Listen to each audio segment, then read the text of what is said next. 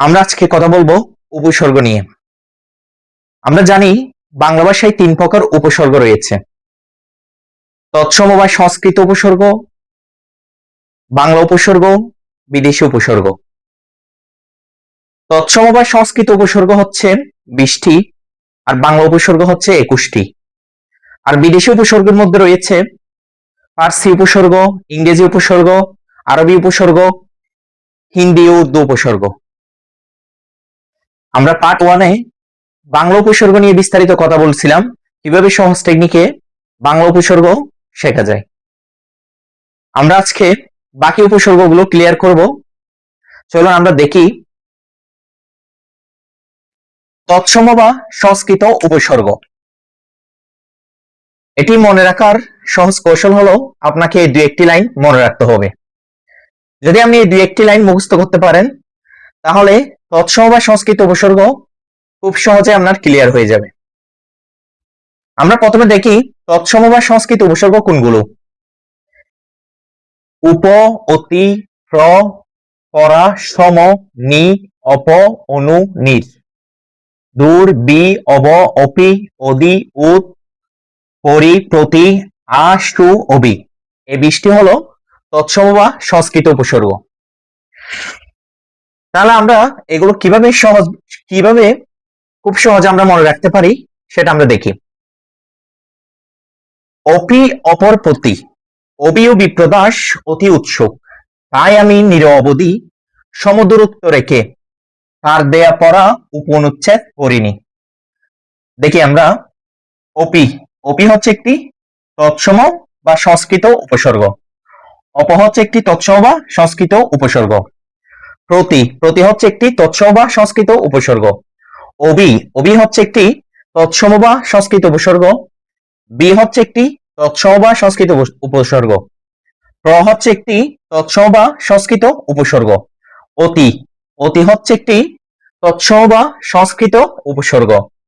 উত, উত হচ্ছে একটি তৎসম বা সংস্কৃত উপসর্গ। সু হচ্ছে একটি তৎসম উপসর্গ। আ হচ্ছে একটি তৎসম উপসর্গ। নির অবধি, নির হচ্ছে একটি তৎসম উপসর্গ। অব হচ্ছে একটি তৎসম উপসর্গ। অদি, নির অবধি, অদি হচ্ছে একটি তৎসম উপসর্গ। সমদূরত্ব রেখে, সম হচ্ছে একটি তৎসম উপসর্গ। দূরত্ব, দূর হচ্ছে একটি তৎসম উপসর্গ। পরা, পরা হচ্ছে একটি তৎসম উপসর্গ। উপ হচ্ছে একটি তৎসম উপসর্গ। অনু হচ্ছে একটি তৎসম উপসর্গ। পরি হচ্ছে একটি তৎসম উপসর্গ। নি হচ্ছে একটি তৎসম উপসর্গ। যদি এই দুই লাইন মনে রাখতে পারেন, তাহলে তৎসম উপসর্গ খুব সহজে ক্লিয়ার হয়ে যাবে।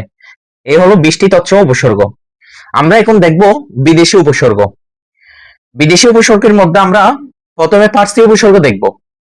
কিভাবে সহজে ফার্সি উপসর্গ আপনি মনে রাখবেন। বেকার বর বগা, কম বদনা নিমতলা থেকে ধর্ণা করে বেশি ফি দিয়ে মোবাইল কিনল। তাহলে আমরা দেখি ফার্সি উপসর্গ কোনগুলো। ফার্সি উপসর্গ হচ্ছে খার, দর, না, নিম, ফি, বদ, বে, বর, ব, কম। এই 10টি হচ্ছে ফার্সি উপসর্গ। তাহলে আমরা এখানে দেখি বে, বে হচ্ছে একটি ফার্সি উপসর্গ। কার হচ্ছে একটি ফার্সি উপসর্গ। বর হচ্ছে একটি ফার্সি উপসর্গ। ব হচ্ছে একটি ফার্সি উপসর্গ। কম হচ্ছে একটি ফার্সি উপসর্গ। বদ হচ্ছে একটি ফার্সি উপসর্গ। নিম হচ্ছে একটি ফার্সি উপসর্গ। দর হচ্ছে একটি ফার্সি উপসর্গ। না হচ্ছে একটি ফার্সি উপসর্গ। ফি হচ্ছে একটি ফার্সি উপসর্গ। যদি আমরা একটা লাইন মনে রাখতে পারি, তাহলে আমাদের ফার্সি উপসর্গ ক্লিয়ার। আরবি উপসর্গ, আমরা এখন দেখবো আরবি উপসর্গ। আরবি উপসর্গ আপনি সহজে মনে রাখতে পারবেন যদি এই ছোট্ট একটা লাইন মুখস্থ রাখেন। গড় লা বাজে আম খাস। তাহলে গড় হচ্ছে একটি আরবি উপসর্গ, লা হচ্ছে একটি আরবি উপসর্গ, বাজে হচ্ছে একটি আরবি উপসর্গ, আম হচ্ছে একটি আরবি উপসর্গ, খাস হচ্ছে একটি আরবি উপসর্গ। ইংরেজি উপসর্গ, ইংরেজি উপসর্গ হচ্ছে 4টি। সেটা আমরা একটা সহজ টেকনিক মনে রাখতে পারি। এই ছোট্ট একটি লাইন, হেড সাপ হাপু পোল হাতা শার্ট পড়েন। তাহলে হেড হচ্ছে একটি ইংরেজি উপসর্গ। সাপ হচ্ছে একটি ইংরেজি উপসর্গ, হাফ হচ্ছে একটি ইংরেজি উপসর্গ, ফুল হচ্ছে একটি ইংরেজি উপসর্গ। আর উর্দু হিন্দি উপসর্গ হচ্ছে দুইটি, হর, হরেক।